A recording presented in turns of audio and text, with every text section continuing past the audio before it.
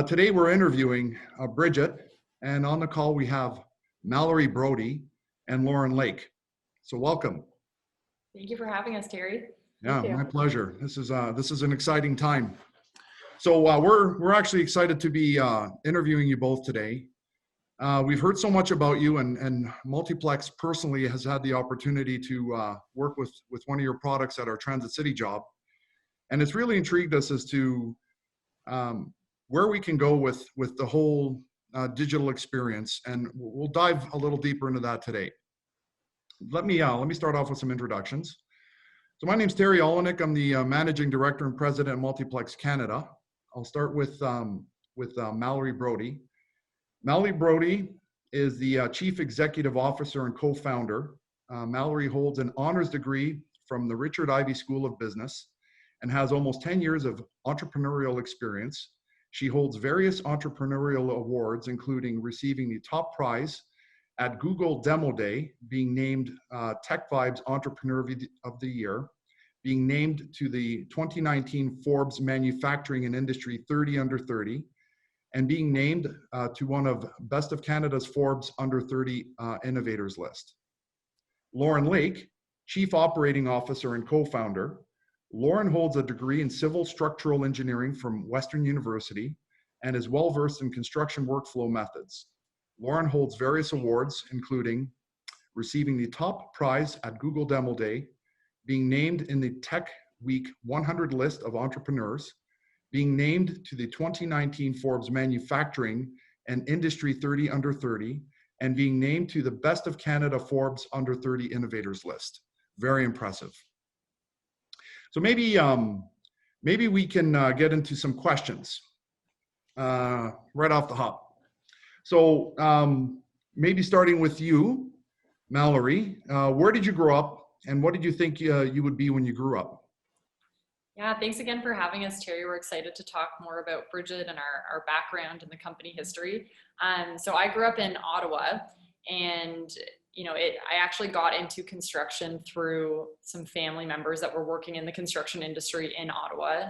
So my great-grandfather had a rebar company, Zagerman Steel, in the Ottawa area. And then my grandfather had a demolition company that he had started in the Ottawa area, Cone & Cone Demolition. And then my dad went into real estate. And so, despite the fact that when I was younger, I didn't necessarily think I was going to go into the construction industry in the tech capacity, it was something that our family would often talk about at the dinner table. And it was something that I was familiar with. And it was really through meeting Lauren that we got the start to focus on some of the products that we ended up building at Bridget. But I think the first career that I was the most interested in was actually being a lawyer.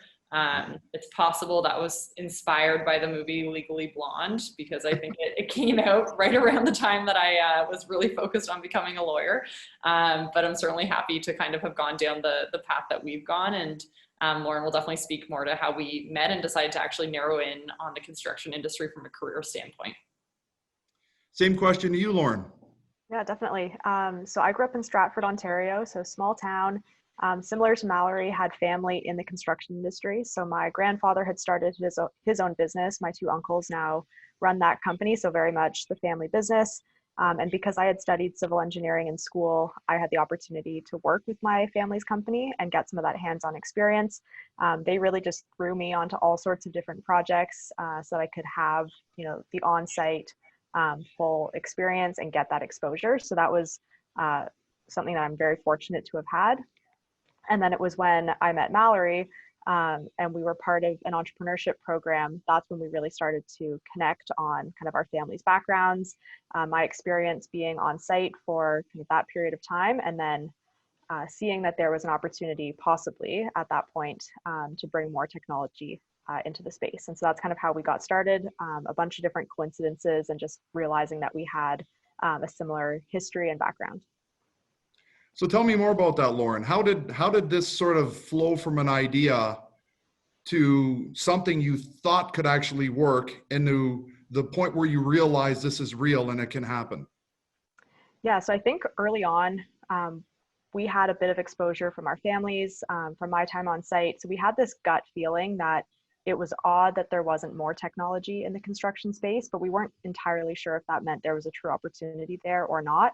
Lots of people from outside the industry said, oh, this is crazy. You're never going to get, a big, slower moving industry like construction to adopt technology. It's just not practical. And we weren't really sure what to say to that. So we said, the only way for us to really understand what the opportunities are is to get out there ourselves and start asking people that are experiencing these challenges every single day. We can't just make that assumption on our own between the two of us.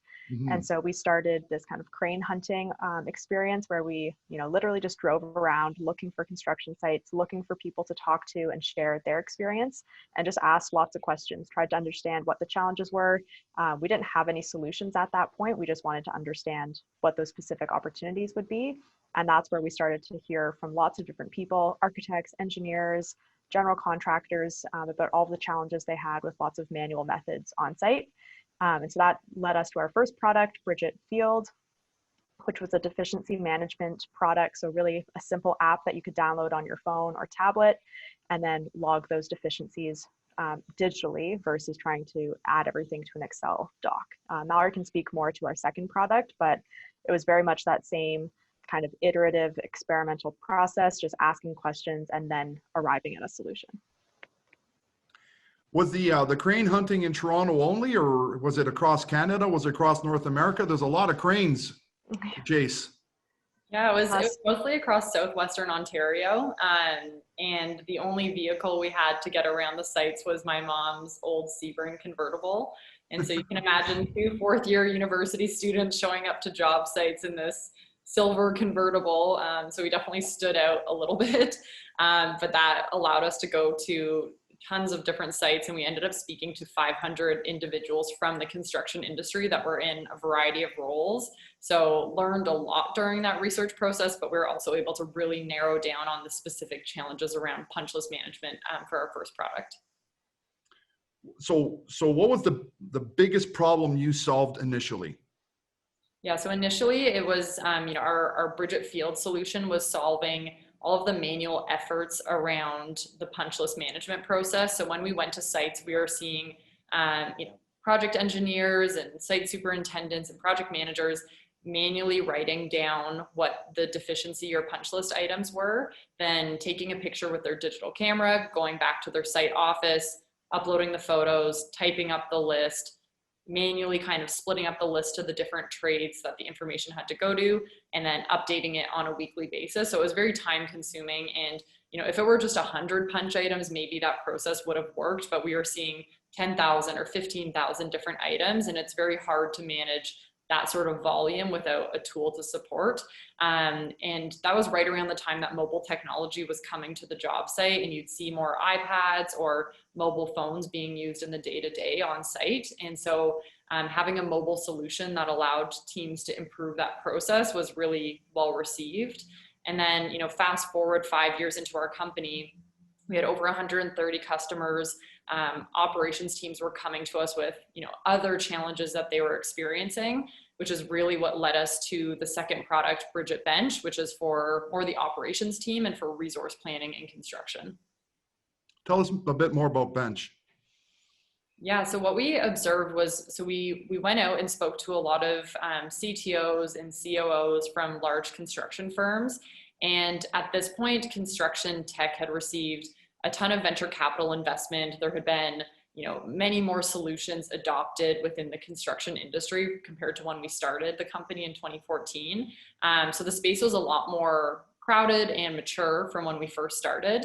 And so we were looking for, other gaps and other challenges. And it was in one meeting in particular where, they were going through their software stack, and they said, well, we have a CRM solution, we have a project management solution, we have an HR tool. And then one of them was like, oh, our operations team has been asking me for a resource planning solution for the last decade, and I never have something to offer them. I just say, just keep using your Excel spreadsheet. And we thought that was pretty interesting, given that resource planning software exists in many other industries, and it hadn't yet made its way to construction because of some of the specific needs the construction industry has. So we interviewed another 50 or so executives in the construction industry and found that there was, these key business metrics that they wanted access to, but they were very difficult to calculate and track when it was a manual effort. So just, what is the utilization rate of my workforce? Are people being put on jobs that they're the best suited for and that they have the proper skill set for? Who's been on the bench for too long? Just because, we have 500 team members we're trying to track, and it's hard to make sure everyone is being placed to a job at the exact right time when there's a need available. And so all these things were just very difficult to solve via the spreadsheet. And that was really the inspiration behind the Bridgit Bench solution. Excellent. So let's shift gears a little bit and get to understand you as leaders. Lauren, what would you say? Would you say your leadership styles are similar or different? If so, how? Good question. So Mallorie and I think we have very complementary skill sets. So I think there's lots of things that we do differently, but in working together and literally being kind of joined at the hip for the past almost decade, we've really learned how to kind of bounce those skill sets off of each other. So Mallorie said it once really well a couple years ago. She said, if it was just me running the business, if it was just Mallorie running the business, we would make too many mistakes. And if it was just Lauren running the business, we wouldn't make enough. And I think that captures it really perfectly. Mallory's very much, a big picture thinker. She's always on to the next idea. She sees opportunity in everything, and very kind of optimistic. And yeah, idea after idea. I'm probably a bit more detail oriented. I find flaws in a lot of things. And so I think between the two of us, Mallory's out there getting lots of great ideas and I'm almost vetting them is what it ends up being. So I'd say that's a difference. Sorry, I'll let Mallorie jump in. I was just going to say that we met two business partners a few years ago who basically mirrored our dynamic, and they had, another way of putting it, but they said that, the one partner that was, I think, more similar to me, he would, have all the dirty laundry that he's throwing into the washing machine. And then the partner, similar to Lauren, was actually washing the laundry to make sure that, these great and more well thought out ideas came through. So they had kind of a similar dynamic, and we thought that was pretty comparable and a funny way to put it. That's true. I think in terms of our leadership style, we're both new to the tech world. This is our first company, of this type and scale. Mallorie had a business before, but definitely, very different. And so I think for both of us, one thing we share in common, at least how I would see it, is I don't think we pretend to know everything. We leave our egos at the door, and I think we're pretty upfront in saying we're learning as we go, and being able to surround ourselves with, really brilliant, smart, experienced people, and kind of lead through bringing those people together versus feeling like we need to be the smartest people in the room, because we're not. How many people are in the organization right now? So we're about 55. And you've reached, so you've been in business for how long now? I guess technically about 7 years. The first year was, that research phase, and then launched the first product in 2014. So that's really interesting. It seems like a fairly balanced growth for 7 years, considering your client base. One of the things that comes to my mind is, how do you handle innovation and great ideas? Because there are so many opportunities to address different problems. And I know yourself and Mallorie have made it very clear to me that you're focused, your concentration is on construction and solving construction problems. But even at that, there's got to be so many ideas with innovation. How do you manage the innovation process? Yeah, I think there's a couple things that we've always just sort of intuitively known to do when it comes to new ideas. The first one is never fall in love with your own ideas. So I think the research process has helped us validate whether ideas we have for different solutions are actually good.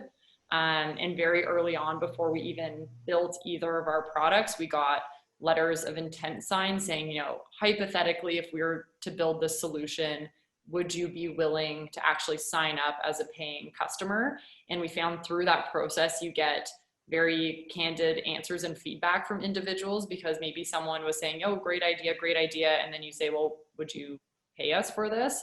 And they're like, oh no, I wouldn't pay you for this. And then that helps actually validate whether you're adding value or not with the solution you've built. And it's easy to get excited about ideas, but I think just making sure that you really validate them with your customer base has been really important for us. And then the second thing is just about staying focused. And so there's always opportunity, I think, for innovation in industry and construction. I think is very much ripe for more and continued innovation, but you can't boil the ocean, and we can't dedicate our resources to too many different priorities. There has to be a single priority. And so that's been one thing that I think has been critical in us actually getting a great product out the door, and making sure that our customers are happy and we're actually solving their problem just by not spreading ourselves too thin. Yeah, in that research phase, it was never a lack of ideas that was the challenge. There was ideas everywhere we looked and problems everywhere we looked, and people from the industry brought us great, solutions and examples every single day. I think the hardest part was actually being able to focus in on what we were going to tackle. And being, at the beginning, it was just the two of us. And even later on, as we grew the team, we never had, the ability to just go and build everything. Nobody can do that. So we really always stayed hyper-focused and said, let's tackle this thing first. Once we can actually build that to being something, successful that has traction, then we can open up and, take the next priority on. All right. Excellent. I think it is smart to recognize, to stay focused and not sort of quote unquote boil the ocean. I think a lot of companies fall into that trap and chase too many ideas and don't really come up with a great success that's strategically focused.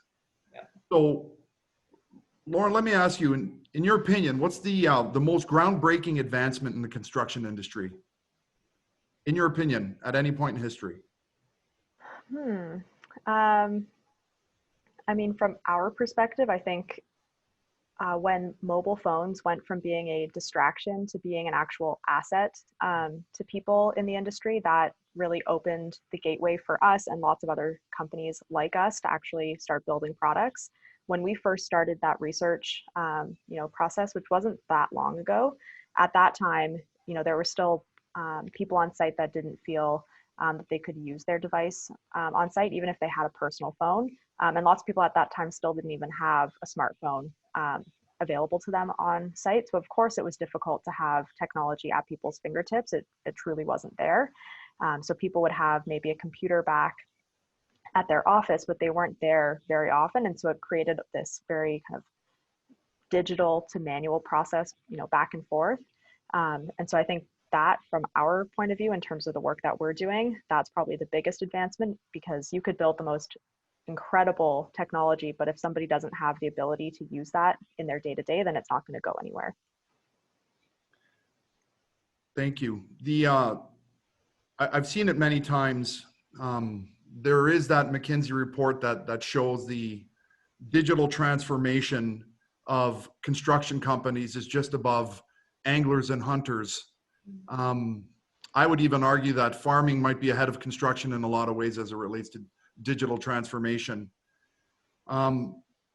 Mallorie, you described to me the journey of construction from doing digital to being digital. Can you explain what that means? Yeah, absolutely. And I certainly did not coin this concept. It's definitely the talk among many consulting firms like McKinsey and Deloitte. Right now, this idea of going from doing digital to being digital. The first thing I will say though is I empathize with the construction industry being a project-based industry, because I think we've observed over the last number of years that that's one of the reasons. It's both a blessing and a curse. So I think it's easy to reinvent yourself because you always are starting a new project. But it's also very difficult because there's always so much on the line for every individual project that you don't want to be taking too much risk when it comes to trying out new solutions and new process, because you need to get it right for the client. So I think the construction industry being project-based has made it difficult for the innovation to come in the same way that it maybe has other industries. In terms of the doing digital to being digital, doing digital is really kind of the earliest part of the spectrum where you're starting to make technology investments, but ultimately nothing has really changed with your business operating or customer model. The business is, for all intents and purposes, the same. If you are being digital, there's often been, a major cultural shift. And I think the leadership team has taken a step back and they thought about, what should this look like? How should our industry ought to kind of be? And I think it requires you to almost take a step back and think, if we were starting, a construction company all over and we didn't think about the way we've done things in the past and we were just thinking about the best and most efficient way to approach things in the future, you would probably build a very different company. And we've seen this happen in financial tech and education tech. It's just a completely new approach to personal finances or to education online, for instance, and the business models don't operate at all in the same way that they may be used to with traditional banking or traditional school systems. And so I think, to really become digital, it can be scary because you have to take that step back and think about a completely new way of doing things. But I think that's really what will set companies apart into the future. And that doesn't mean it all needs to be implemented overnight. I think companies can take an agile approach to implement, but just simply buying software solutions is not going to be enough, I don't think, in the future. Lauren, in your opinion, with the construction companies you've been dealing with, how many of them would you say, or even client base in general, the AEC community, and even some developers, is it clear that they have a digital strategy in their transformation? I don't know if it's always necessarily clear in terms of digital strategy, but I think there's the desire to go there, I would say, is present in every company that we talk to. People and companies understand that that's, the future. People want to adapt. They want to innovate. So kind of bringing us back to that very first time we started talking about this idea of construction technology, and we had lots of people saying to us, oh, that's never going to fly. Construction's never going to be interested in this. When we actually got to those companies and started talking to them, they said, of course we want to use technology. We just don't have the tools available to us, and we don't have the connection to those types of companies that are going to build those types of products. So there's a true disconnect there in terms of what the industry wanted and what the perception was. People think that the industry is, so old school or, too traditional. And from our perspective, that's completely not the case. And to Mallorie's point, there's, tons of different reasons. We won't get into all of them today, but lots of different reasons for why the construction industry has lagged in terms of technology advancement. And a lot of that comes from, actual investment into the space. There aren't that many companies out there working on construction tech. In the past couple of years that has changed, but it's still nowhere near, the investment going into other areas. So, of course, that's kind of where we're at. But I would say the willingness to adapt, the willingness to bring digital into those companies is 100% there. I think companies are still struggling with how to actually do that. What does that actually mean? But of course, that's the case. Everyone's figuring this out as they go. So I wouldn't say that's, the fault of any company. That's just, the state that everyone is in and everyone's learning and adapting. So would you say that Bridget has helped companies take that first step in the digital transformation and evolve from doing to becoming? That's definitely been our goal. It's definitely been our goal, and I think we're making a lot of progress there. I think for sort of the next evolution to happen, it needs to really be a partnership between vendors and then the companies internally thinking through what's required to truly being digital. So I think it really needs to be a partnership between both sides of the industry to get all the way there. Yeah, I completely agree. Often it is the first step, especially with maybe some smaller construction companies, and then realizing the power of digital and data. So Mallorie, let me ask you this. Do you find yourselves getting deeper involved in the businesses you're working with as it relates to digital transformation? We definitely are. I think we take it upon ourselves to be able to provide insight to the industry, because we are working with such a large customer base that, you know, we are getting feedback from so many different types of companies, and we're able to kind of help share that and, you know, get sort of these higher level learnings that we can bring back to our customers. So I think that's helpful. I think by making solutions that are really easy to use and seeing companies get adoption further motivates them to see how technology can impact their business, and it's not something that companies need to be, you know, afraid of or nervous to adopt. Technology has come such a long way in the last number of years that for any company that feels, you know, oh, well, it was clunky and no one adopted it, and therefore we're sort of, you know, jaded about this idea of technology and we don't want to try anything because it didn't go well. I think that's going away because companies are having great experiences with like very easy to use software. So yeah, we definitely feel we're playing a role and hope to continue doing that in the future. Let's dive a little deeper into this, the insights, the data. So can you share some of the insights you or your customers have gained through data collection? Some surprises, you know, as you harness the power of collecting the data and being more organized, there must have been some eureka moments for companies themselves. And then at a higher level, what has Bridget learned from gathering data from multiple construction sites? What are some of the trends you're seeing that surprised you or Lauren? So in terms of the actual, I guess, data collection, I'll talk about Bench specifically. So our new Bridget Bench product, which as Mallorie had talked about earlier, is focused on workforce planning. And so the really interesting thing there is that companies have a lot of data in those spreadsheets that they're typically managing. The problem is that it's hard to actually, you know, carry that data forward. So they have a living, you know, Excel document that they would update once a week in their workforce planning meetings, and they would manually look at, you know, who are all of our team members, what experiences or skill sets do they have, and then, you know, what positions or roles do we have that are open on different projects, and who are we going to match where. A lot of the time, people are making those decisions based on their, you know, historical relationship with those people. So they know that Joe, for example, has a lot of healthcare experience. He would be great, you know, in this project, and so on. And so the thing that we're seeing is lots of companies are actually going back, finding those old spreadsheets and uploading years worth of that data, seeing who was on each project at what point, adding all, you know, someone's qualifications, skill sets into Bridget Bench, and then allowing us going forward to, you know, build more features using that data so we can make smarter suggestions and we can help optimize their planning. Right now, we don't have any actual, you know, machine learning or specific algorithms in the product that, you know, learn from that data. That's definitely what we would like to get into later on, but it sets the stage for us to start looking at things like that. And so I think, you know, companies have a lot more data at their fingertips than they even realize. It's just a matter of now finding tools that can actually capture that, you know, start to learn and make optimizations based on it, and then continue that on into the future.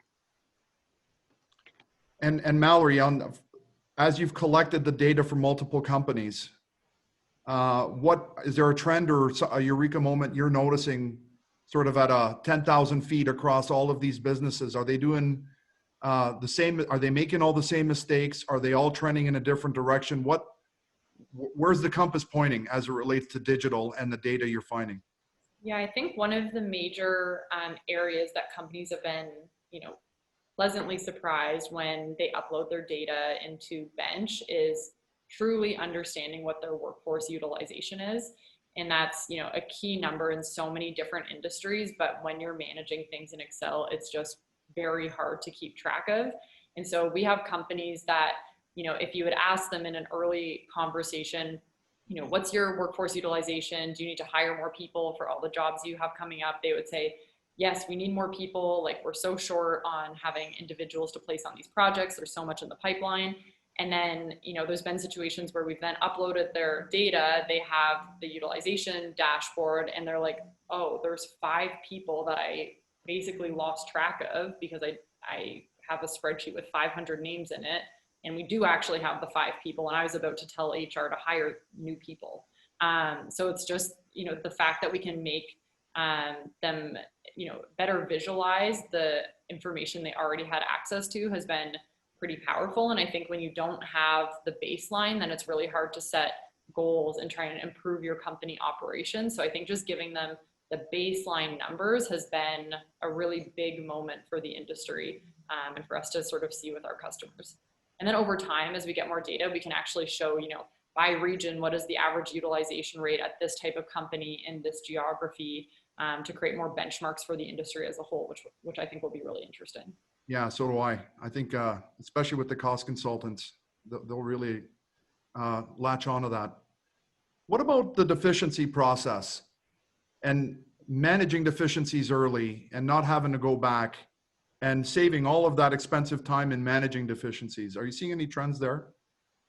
Yeah, we're definitely seeing trends on the Bridgit field side. I think, again, similar to on Bridgit Bench, the biggest thing has been actually, giving those insights, even if they're the most base level kind of metrics, actually something to point to in terms of a number on a piece of paper. So with the Bridgit field product, one of the, favorite features in that product is just having the ability to pull, a daily report, a weekly report, and actually show by trade, by floor, however you want to break it down, what are the outstanding items, and then being able to actually quantify that. So to see, I have 500 outstanding items that are overdue, that are drywall related, and that are on floors 1 through 10. And then being able to actually have a conversation with those trades and understand where people are at and what needs to be adjusted. I think before, people were dealing with such huge volumes of data all in an Excel spreadsheet, they couldn't even prioritize where the bottlenecks were, until it was too late, until those companies had left the site, and now it was difficult to get somebody back in. So I think, again, the biggest thing has been just surfacing those high level metrics so that companies can, and project managers can make smarter decisions and focus their time on the right places. Let's talk about third-party integration. So using Procore as an example, they've with the combination of Procore and Honest Buildings now, you have developers getting more involved in the process and the use of Procore at the front end, the tendering portion, the involvement of the consultants, and now they have visibility through the project. As an example, using Procore on a construction project, it keeps the owner well informed and information at their fingertips. And now I understand you have an integration with Procore yourselves, and that can, I would imagine that Bridgit Field integrates and gives the developer that insight. Tell me a bit more about that platform and integration with Procore. Yeah, so integrations have definitely become table stakes, I would say, in the construction tech world. The industry has so many workflows and so many stakeholders using different solutions that the ability for tools to integrate is definitely very important. The focus of our Procore integration has been on the Bridgit Bench product to sync project data, and that's something that we'll continue building on as we get additional customer requests. And the idea is that you want one source of truth, you want to be updating your data in one software and not need to update it in 10 pieces of software. So I think just improving the communication between those software solutions to make it easy for the customer to use the products is really the thinking there, and the thinking behind all of the integrations that we're working on over the next year as well. So why would a developer demand a builder use Bridgit? So developers would be more involved in the Bridgit Field side. So if they had a project where the general contractor, architect, and so on wanted to use Bridgit Field to track that punch list process, it also does track inspections for residential projects in Canada. We can do the Tarion warranty and so on. So depending on the type of project, the developer may be involved in terms of those warranty items or in terms of overseeing some of that punch list process. The way that it works on Bridgit Field is it's very customizable, so it can be set up differently depending on the type of project, who's involved, who wants to be involved, who doesn't, and so on. So you can set permission levels. In some cases, the general contractor will manage most of that and only escalate certain items up. In other cases, maybe the owner developer wants to be involved from the beginning and just have transparency into seeing that list and being able to comment on items, or loop in the architect when needed, and so on. So with the Bridgit Field product, we've literally seen every single setup there could be in terms of, that dynamic and how people want to set it up. And that just led us to making, the permissions and all of the setup as customizable as possible.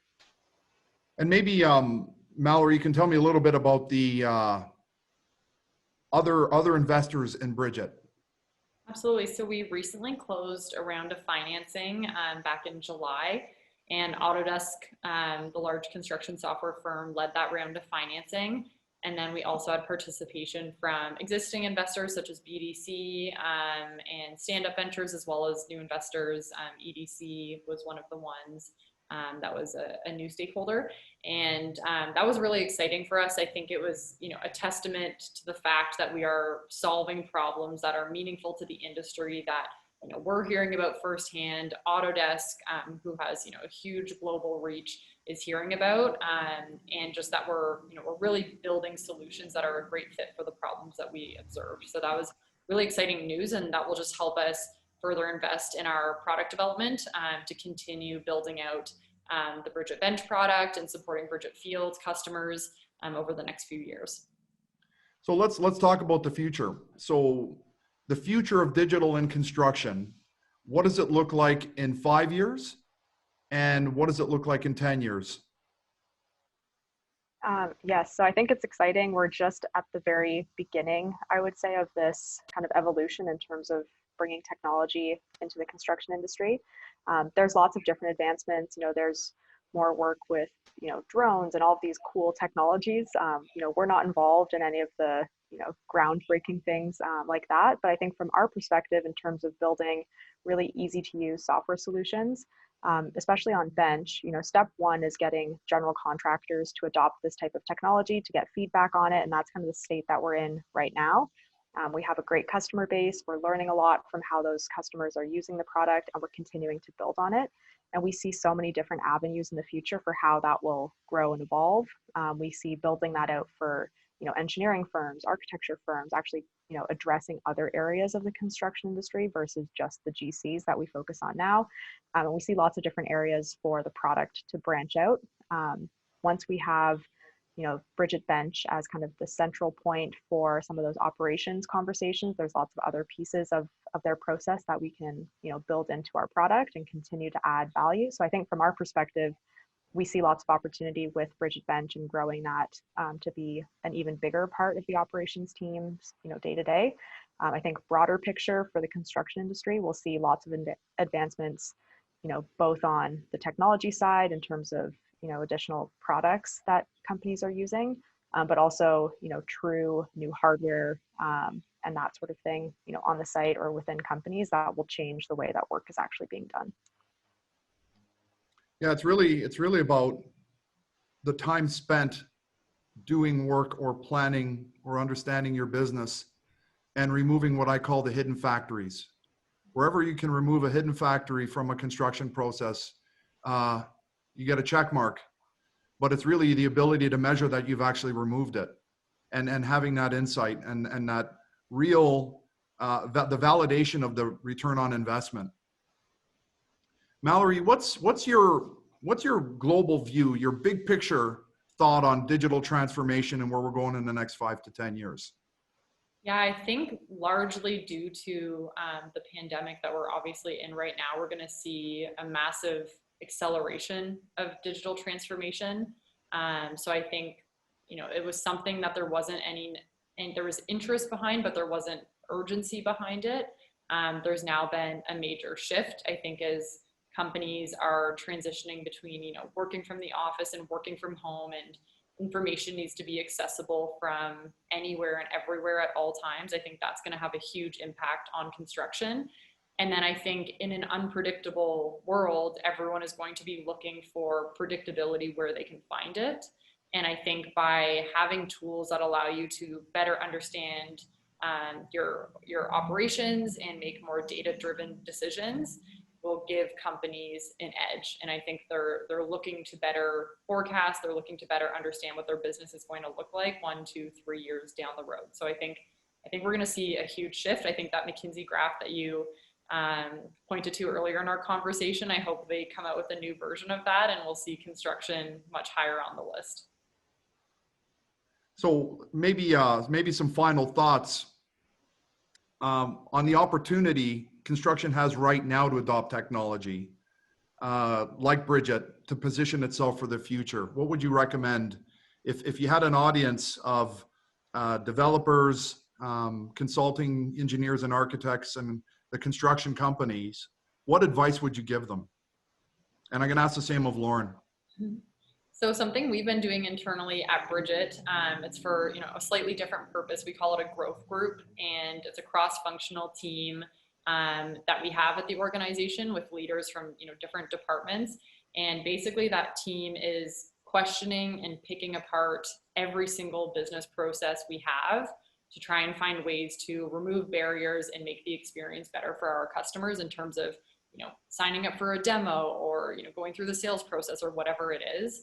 And I think a similar approach could work well for construction companies, where they essentially have a task force focused on becoming digital as an organization and rethinking every part of their process and every part of how they deliver information to their customers and work with other stakeholders in the industry, and bit by bit actually putting some of those ideas into action. So I think it's something that's hard to do when a company's in silos, and I think you really need to bring that cross-functional team together and give them budget and give them, empower them to actually make that change.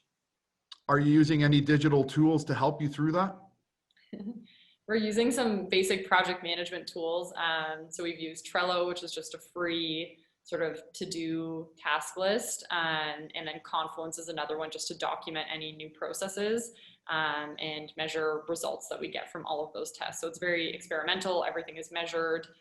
Every experiment that we do is time capped. And so it's a really efficient way for us to make these incremental improvements and innovate within our organization. Just to expand on that a little bit, so empowering employees to challenge the process, what would you say are your top 3 training targets for staff as you move forward into the future? So in terms of what qualities they have, I think we need them to be adaptable because the business can change so quickly, and we actually want process to change quickly. So people that aren't just stuck on how we used to do things. So I think adaptable is a critical trait. I think, comfortable and, looking for opportunities to use technology to improve, their individual process or their team's process. They can't be afraid of using technology. They need to be open-minded about it. And I think also the more analytical they are and the ability to sort of question the norm, as opposed to falling into groupthink, for instance, has also been a really critical trait for individuals on that team. So is there a training you're looking for them to take? Is there a top book you want them to read? What knowledge do you want them to have or have gained in the next year? One course that we've leveraged for our team has been called Reforge, and it was started in Silicon Valley, and there's a number of frameworks that they've come up with around experimentation and process improvement. So that's something that we've leveraged that, even though it was built for the tech world, I think it could be applicable, and their frameworks could be applicable to a lot of construction companies as well. Excellent. So Lauren, same question to you. So I would just say, and kind of building on what Mallorie said in terms of having these groups within companies to, get out there, see what products are available. I would say there is a tendency, I think, in the construction industry to have a mindset of either, we buy a product off the shelf or we build internally. And I think that made sense 15, 20 years ago when there weren't that many products on the market. And the products that were out there weren't, super customizable, let's say, and wouldn't have worked for a lot of construction companies. I would just say that the world has changed so much in the past, even just the past 5 years in terms of investment. There's now big companies, Autodesk, Procore, that are investing, hundreds, thousands of employees and millions upon millions of dollars into these products. And so I would say leverage as many of those tools as you can. They're constantly building on those products. They're constantly updating them. They're learning from all of their different customers and making those products better. And I think, you can get a lot further, even though those products may seem expensive. When you actually factor in the cost to build a product yourself, to maintain it, to, fix bugs and issues when those come up, I think, 15 years ago, for sure, it probably made sense to build internally. I would say now, not that there isn't a case for it, of course there would be, but there are better products and great products on the market now. So I would just say, look at all of those options before necessarily thinking that you have to build something yourself. That's great advice. Now, you've both moved into a different phase of your business. It's almost as if the rocket packs have been strapped on and you've launched. So, this can really start to accelerate on you. And I'd love to know what you see as your own personal challenge. I'll ask you first, Lauren. What are you going to do to sort of maintain a balanced approach to work and life as this business starts to take off? What are your challenges? I think, I can't speak for both of us, but I think, we've been working on this business for many years now, and burnout is definitely a thing that happens. There's been so many ups and downs. There's been so many great moments, but there's also been, a lot of challenges, a lot of sleepless nights. So I think the thing that, is probably my challenge going forward is just, finding the next milestone, the next thing to get energized about. And so I think we're really excited with Bridget Bench. We're seeing an incredible acceleration in our growth. I think that's easy to get excited about, but making sure that that's a sustainable level of excitement isn't always as easy as it seems from the outset, because, there's always going to be the next challenge. There's always going to be the next piece of, bad news or whatever that is. So I think for me, it's, kind of gearing up for the next phase, as daunting and intimidating as that may seem, because it is, the stakes are higher now. There is a different level of expectation than we had when we were a 10-person company, working out of Mallorie's basement apartment. And so I think just getting excited and seeing the opportunity for growth and for learning in the next phase is kind of what I need to focus on. Excellent. Mallorie? I think in a fast growth company, we're forced to almost reassess what our roles within the company are, every 6 months, if not every quarter. Mm-hmm. And so I think just being able to kind of take the time and, reflect on what it is that we have as strengths and what the areas of opportunity to continue growing and learning are, so we can continue to lead the organization successfully, is really important. And that takes being, critical of where you're doing well and where you're not doing well, and then seeking out, advice or mentorship in the areas that you have less experience in or feel that you're weaker on. So I think, for me, it's just reminding myself to think through that on, a very frequent basis, so we can continue, learning at the same rate that the company is growing, and keep continuing to push the team forwards. As two people who have successfully started up a technology company, what advice would you give to someone who is planning to start a similar journey? I would say just make sure you're solving a real problem. They say, it's not ideal anyways to have a solution in search of a problem. You want to make sure that whatever it is that you're building is a real pain point. There is customer demand, there is willingness to pay, if that's your business model, and you're not just building something that you think is a cool idea. Just say, make sure to really validate the idea upfront. That's great. Lauren? Yeah, I would echo that. We spent 6 months in that research phase before a single line of code was ever written. The second time around, we were much more efficient at doing that. We were faster to actually start building the product, but we definitely forced ourselves over and over again to validate.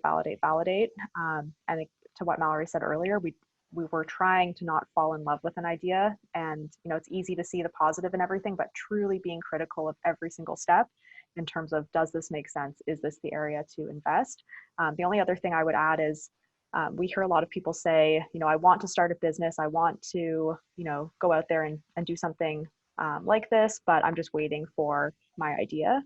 And I think for us, we've never just had some magical idea land on us. It's always been this, question and answer kind of process that we've gone through, talking to so many people, hearing challenges from people that are actually living those challenges every single day versus us just trying to create them. So I think there's problems everywhere. There's challenges everywhere. There's no idea that's necessarily going to just fall from the sky one day. But if you get out there and start asking questions, you'll see opportunity kind of everywhere you look. Wow, that's excellent. Well, I want to thank you both sincerely for taking the time today to share your insights with the ULI base. This series is really meant for ULI members to gain insight.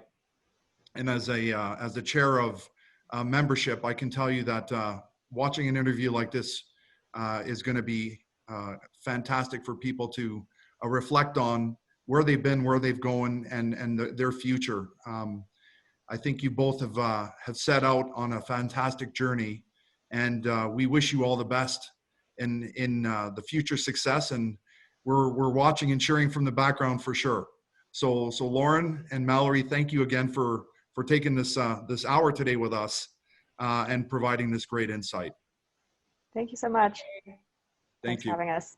Thanks a lot.